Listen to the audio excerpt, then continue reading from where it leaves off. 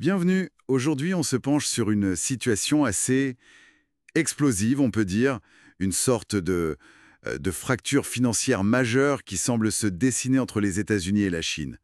Le truc, c'est que Washington pousse pour une séparation, mais en même temps, on voit de grandes banques américaines qui, elles semblent aller un peu dans l'autre sens. C'est paradoxal. On va s'appuyer sur diverses analyses, notamment une vidéo qui décortique bien cette dynamique. L'idée, c'est de comprendre un peu mieux ce jeu de force, la politique US, les intérêts de Wall Street, la montée en puissance chinoise, et puis les conséquences pour tout le monde, quoi. Alors commençons par le cœur du sujet. Aux États-Unis, il y a une pression politique assez forte, non? Pour que les banques US lâchent les entreprises chinoises. Ah oui, tout à fait. C'est présenté comme un élément clé de la guerre commerciale, une stratégie pour affaiblir l'économie chinoise. On se souvient des droits de douane sous Trump, des fameuses incitations fiscales patriotiques. Mhm. Mais voilà, sur le terrain, c'est pas si simple. Des banques comme JP Morgan Chase, Bank of America, loin de se retirer, elles sont très actives en Chine. Ah oui. Oui, oui. Prenez l'exemple de l'introduction en bourse de KTL, Contemporary Amperex Technology. C'est une opération énorme, hein. On parle de lever 5 milliards de dollars. Et ces banques US sont dedans. Et KTL, rappelons-le, c'est pas le petit joueur du coin. C'est le leader mondial des batteries pour véhicules électriques. Exactement. Ils ont quoi, presque 38% du marché?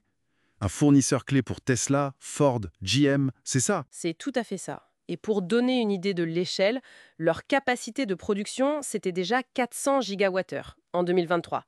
C'est gigantesque. 400 gigawattheures, d'accord. Et ils visent le double, 800 gigawattheures d'ici 2026. Donc forcément, ça attire. Oui, on comprend l'attrait. Surtout que de l'autre côté de l'Atlantique, pour Wall Street, c'est pas la fête en ce moment sur leur propre marché. Si? Non, c'est même plutôt morose. Le marché américain des introductions en bourse, les IPO, il a vraiment plongé. Les chiffres parlent d'une chute de près des trois quarts début 2025. Ah oui, quand même. Pendant ce temps, en Chine, c'est l'effervescence. La Banque centrale a injecté énormément de liquidités, genre 1200 milliards de yuan, et il y a des investissements massifs dans les technologies vertes, le numérique, plume. D'autant plus que les entreprises chinoises, maintenant, elles ont le choix. C'est-à-dire? On voit des banques américaines se faire écarter de certains gros deals. Par exemple, l'IPO de Chery Auto à Hong Kong, 1,5 milliard de dollars. Elle n'y était pas, ou moins présente. D'autres banques, chinoises ou du Moyen-Orient, prennent le relais. D'accord. Faut pas oublier la puissance financière chinoise aujourd'hui. 4 des 5 plus grandes banques mondiales sont chinoises. ICBC, la première, a presque 6 300 milliards de dollars d'actifs. C'est le double de JP Morgan. Le double? Oui. Et les marchés actions et obligations en Chine, ça pèse 25 000 milliards de dollars, sans parler du yuan qui monte, du système CIPS qui concurrence SWIFT. Face à ça, Washington, ils insistent quand même pour le retrait clivé? Oui, le Congrès maintient la pression, mais Wall Street répond, en gros, on a besoin de ces opérations pour survivre. Le contexte économique actuel fait que la Chine est devenue vitale pour leur rentabilité. Quelles sont les conséquences plus globales de toute cette tension? On sent une certaine nervosité, non? Oui, l'incertitude politique américaine pèse.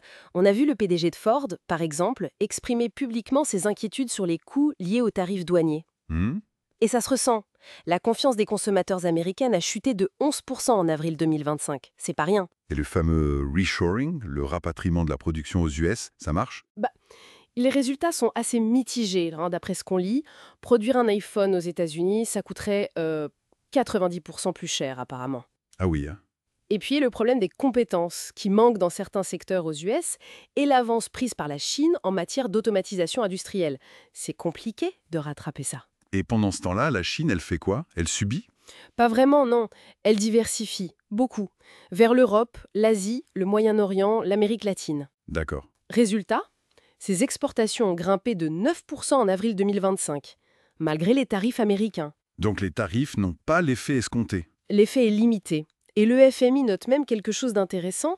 Ces exportations chinoises, souvent moins chères, aident en fait à freiner l'inflation mondiale. Ah, alors que les politiques américaines pourraient... Elle pourrait l'aggraver, oui.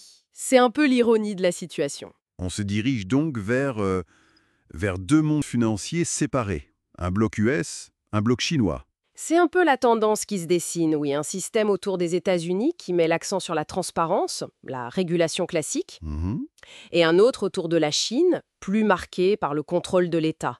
D'ailleurs, 2 nouvelles lois chinoises sur la sécurité des données rendent plus difficile l'accès des régulateurs étrangers, y compris américains, aux infos financières sur place. Ça renforce cette séparation. Pour résumer, donc, Washington pousse pour une séparation, mais la réalité économique, la puissance chinoise, rend ça très compliqué.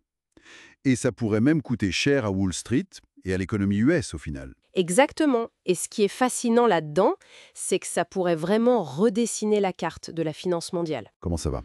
Si les banques américaines perdent cet accès privilégié au marché chinois et plus largement asiatique, quelle sera leur influence réelle demain face aux géants bancaires chinois qui, eux, sont de plus en plus présents partout, notamment dans les pays émergents? C'est une vraie question. Ça nous laisse avec une interrogation pour l'avenir, finalement. Est-ce que la Chine est juste en train de rattraper Wall Street ou carrément de la dépasser comme centre névralgique de la finance mondiale? Mhm. Et si c'est le cas, qu'est-ce que ça implique à long terme pour l'ordre économique qu'on a toujours connu?